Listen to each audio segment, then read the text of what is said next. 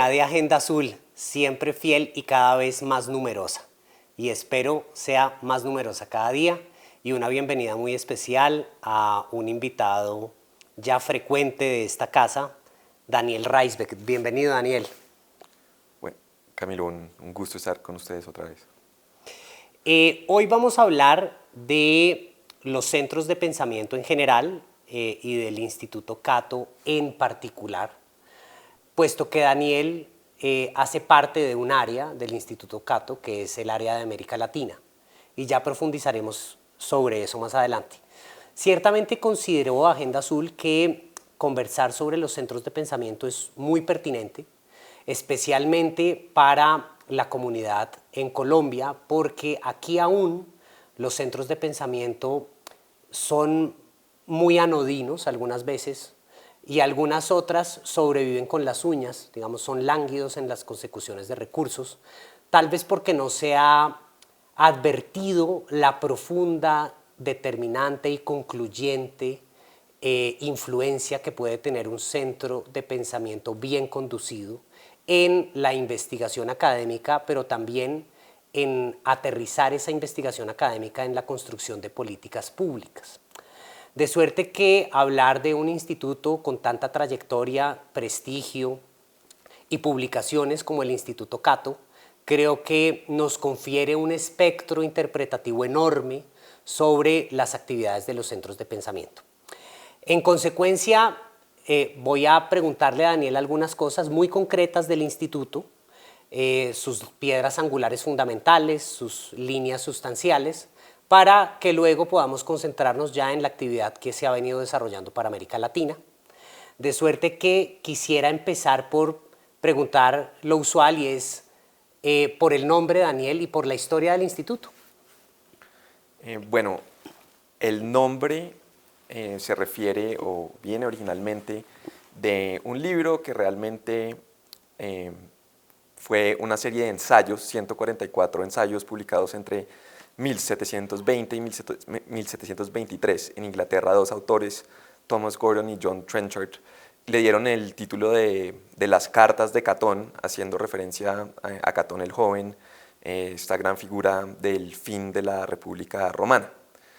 Y era una serie de críticas a, digamos, al establecimiento político, a la política general en Inglaterra en ese momento, pero resulta que el contenido de los ensayos tenía muchos argumentos a favor del republicanismo, y en la era de la revolución en Estados Unidos, de la guerra de independencia contra Gran Bretaña, el libro fue tremendamente influyente, la serie de ensayos convertidos en un libro. Y creo que he leído que más de la mitad, o era tal vez el libro que más se encontraba en las bibliotecas de los fundadores, de los próceres de Estados Unidos. Entonces, digamos que es un texto que tiene una conexión muy fuerte con la historia y la creación de Estados Unidos como tal. Y de hecho, cuando uno empieza a trabajar en el Instituto Cato, lo primero que le dan cuando uno llega a la oficina es una constitución de Estados Unidos, de tamaño de bolsillo, y entendemos que nuestra labor es defender esos principios de la Constitución entendidos de la manera original, de la manera clásica, que obviamente digamos, al pasar el tiempo ha habido todo tipo de debates acerca de qué se debe cambiar, qué se debe mantener. Y creo que el Cato lo que trata es, nuestras líneas principales son el libre comercio, la defensa del libre comercio, los mercados libres, la libertad individual y una política exterior que promueva la paz, es decir, el no intervencionismo. Entonces, mientras que en Washington había otros centros de pensamiento, digamos, de centro derecha, muy involucrados en promover, por ejemplo, las guerras en Irak y en Afganistán, el Cato siempre dijo, esto es mala idea, Estados Unidos no tiene por qué estar metido en esos países sin que sea un interés nacional muy claro, no sea muy claro cuál es la misión, el costo de estas guerras. Entonces, pues podemos hablar más al respecto, pero esas son las tres líneas básicas.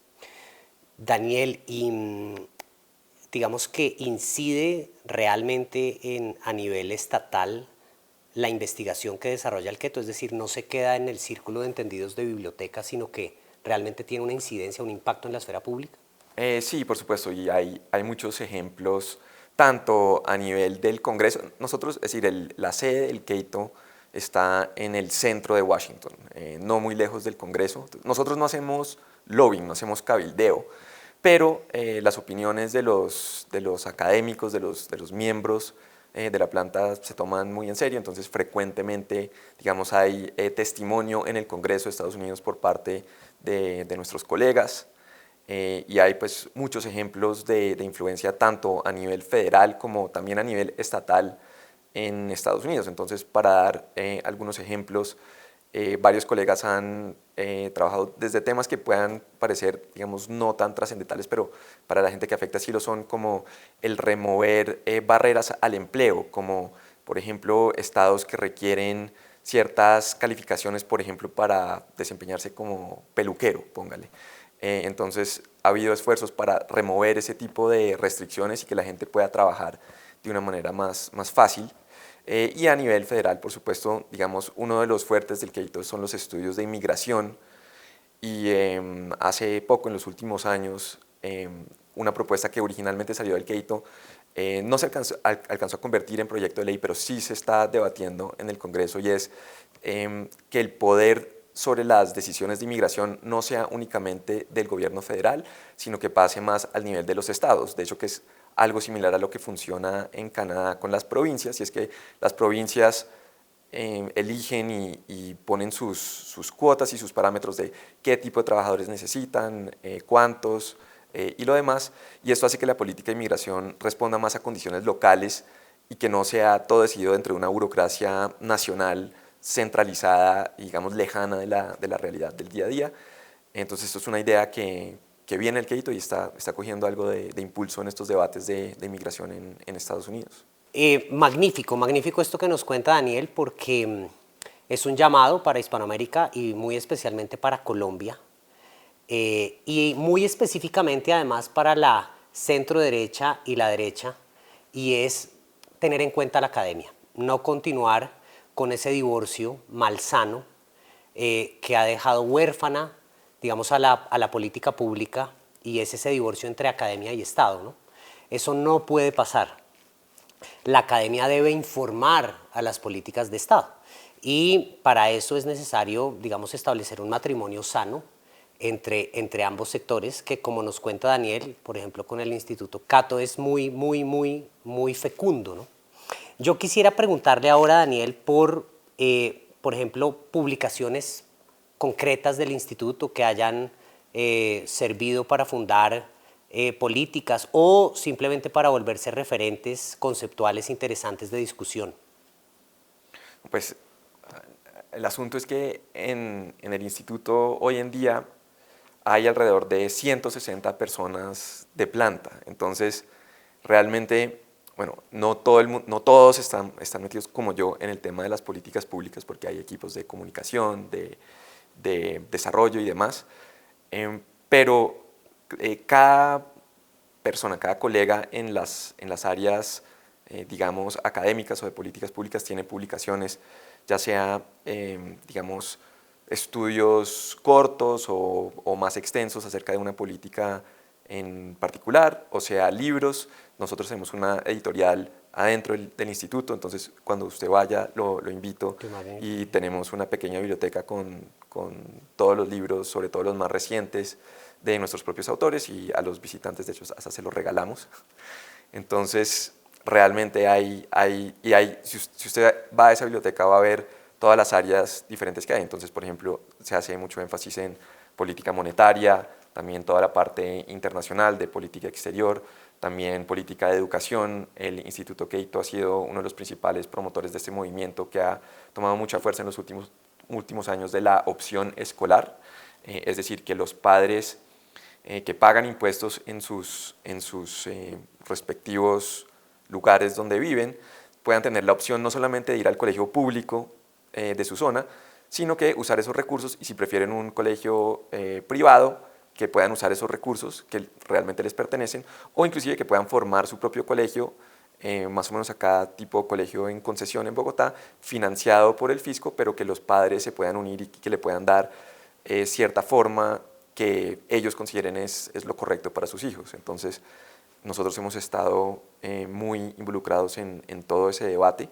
Y bueno, hay mucho más. Mencionamos la parte internacional, que realmente es de las partes más pequeñas del instituto, porque la mayoría de los analistas están concentrados en asuntos ya sea de Washington o de los estados en Estados Unidos, mientras que nosotros se llama el Centro para la Prosperidad Global, Centro para la Libertad y la Prosperidad Global. Estamos concentrados en otras zonas del mundo. Entonces yo me concentro en América Latina, tengo un colega, Mustafa Akyol, que se concentra en el mundo islámico, y en Washington también es algo un poco sui generis, porque nosotros no estamos diciendo, a diferencia de los demás centros de pensamiento, normalmente Washington tiene que hacer esto o lo otro para que estos países prosperen. Nosotros decimos no, digamos, obviamente debe haber, por ejemplo, más libre comercio, que siempre ayuda, pero decimos en últimas el desarrollo de estos países, en América Latina, en mi caso, depende de las políticas públicas de esos países y de las instituciones en esos países y de las decisiones políticas que ellos tomen. Realmente no tiene nada que ver con Washington. Entonces, analizamos ya casos específicos, y obviamente pues es difícil concentrarse en todos los países al mismo tiempo, entonces también toca escoger. Digamos, en este momento estamos monitoreando muy de cerca la situación en Argentina, pero también, por supuesto, Colombia, Chile, Venezuela, y bueno, hacemos todo lo que podemos. Qué interesante. Dos preguntas más, una conexa con lo que nos acaba de contar, y es que sería interesante conocer actualmente, por ejemplo, qué problemáticas acuciantes han identificado en Argentina desde el instituto y en Colombia. Y la segunda sería cómo funciona la financiación del instituto. Bueno, acerca de la financiación, digamos, yo no trabajo en el área de desarrollo, entonces no le puedo dar detalles.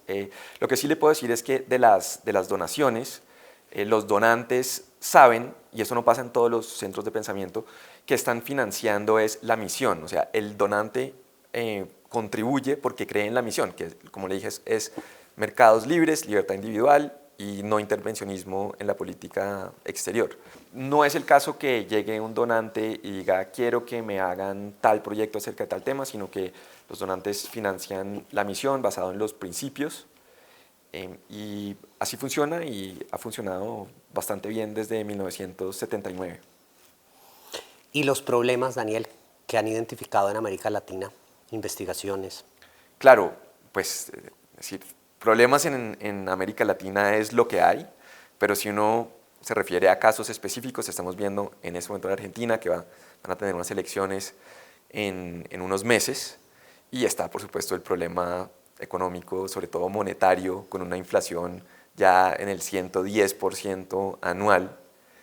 Y nosotros, de hecho, estamos a punto de publicar un estudio que hice yo con una colega mía que se llama Gabriela Calderón de Burgos, que es ecuatoriana, y estamos apoyando o diciendo que nos parece que lo más sensato para Argentina en este momento sí sería la dolarización, que es lo que han propuesto ciertos sectores. Y bueno, entramos en algo de detalle de por qué consideramos que la dolarización ha funcionado, que funcionaría en Argentina, tal como ha funcionado muy bien en Ecuador, El Salvador y Panamá. Y bueno, ese es básicamente el argumento principal. Qué interesante. ¿Y de Colombia? Bueno, en Colombia también tenemos mucho que decir.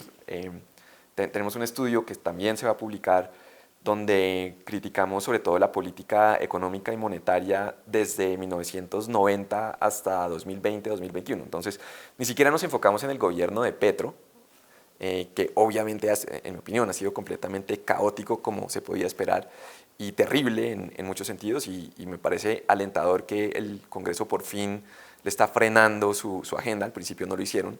De hecho, a mí no me sorprendió para nada, seguramente usted tampoco, Camilo, que el Partido Conservador se haya unido a la coalición inicial de Petro, el liberal pues mucho menos. Pero el asunto para mí ni siquiera es lo que está haciendo Petro, sino por qué ganó Petro. Y me parece que la victoria de un político como Petro es una consecuencia de una serie de políticas, no del último gobierno, no solo de Iván Duque, que me parece que fue pésimo, pero también de los últimos 20, 30 años. Y el asunto en Colombia es que hay una tecnocracia que ha defendido durante muchos años este tema de la estabilidad macroeconómica, no toman en cuenta asuntos como que ha habido una política de déficit crónico, una deuda tremendamente alta, una moneda completamente depreciada. Los medios se concentran en el movimiento del dólar de los últimos 3 días o de los 4 días. Lo que hay que ver es el peso, lo que se ha depreciado frente al dólar en los últimos 30 años, que es algo brutal. Y eso en últimas pues, es importar pobreza e inflación escondida. Y entonces hacemos un análisis de todos estos temas y concluimos que también con el muy bajo crecimiento de Colombia, porque un país en vía de desarrollo como este no se puede dar el lujo de crecer al 3% anual, tendríamos que estar creciendo a un ritmo, yo diría por lo menos el doble para poder dar el salto y empezar realmente a salir de la pobreza. Eso no se ha hecho.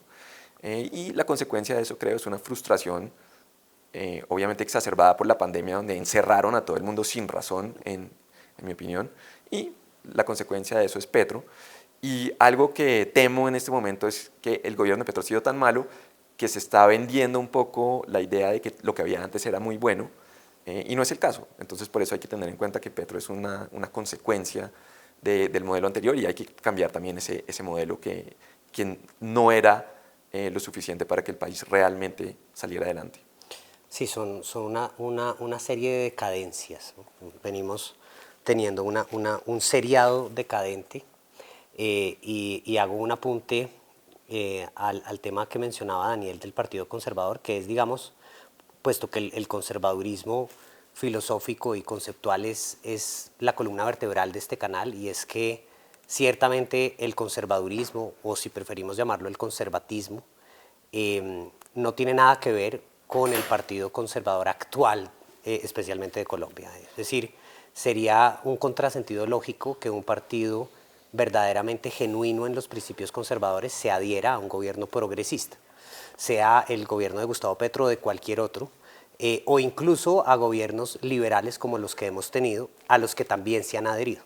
Eso muestra el absoluto extravío conceptual del conservadurismo en Colombia. Muchas gracias, Daniel, por haber acudido a Agenda Azul de nuevo, y cuando publique estos trabajos, especialmente el de Colombia, aprovecho para decirle a nuestra comunidad que esté expectante, porque en el canal encontrará un espacio para publicitarlo y para que volvamos a conversar en torno a ese trabajo y a los muchos problemas e ideas que seguramente se desprenderán de allí. Muchas gracias, Daniel, y bienvenido. Muchas gracias, Camilo, un placer como siempre.